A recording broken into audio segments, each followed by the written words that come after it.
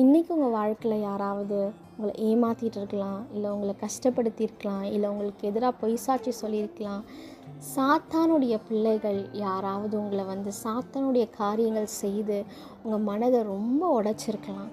கவலைப்படாதீங்க, இயேசுவிடத்தில் ஒப்பு கொடுங்க. இயேசு உங்களுக்கு சமாதானத்தை தருவார். அவர்களையும் மன்னியுங்க, கர்த்தர் பார்த்து கொள்வார்.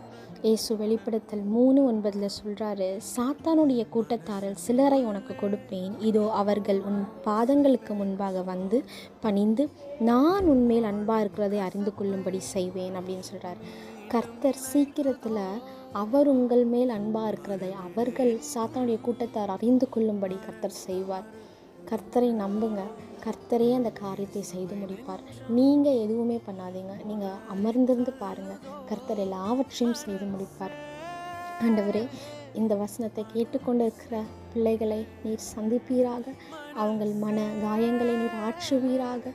நீர் அவர்கள் மேல் அன்பாக இருக்கிறதை அவர்கள் அறிந்து கொள்ளும்படி நீங்கள் செய்யுங்க. அந்த காரியத்தை நீங்கள் சீக்கிரமாக செய்ய போகிறதுக்காக நன்றி. கர்த்தரையே பொறுப்படுத்திக் கொள்ளும்படி இயேசுவின் நாமத்தினால் கேட்கிறேன். ஆமென்.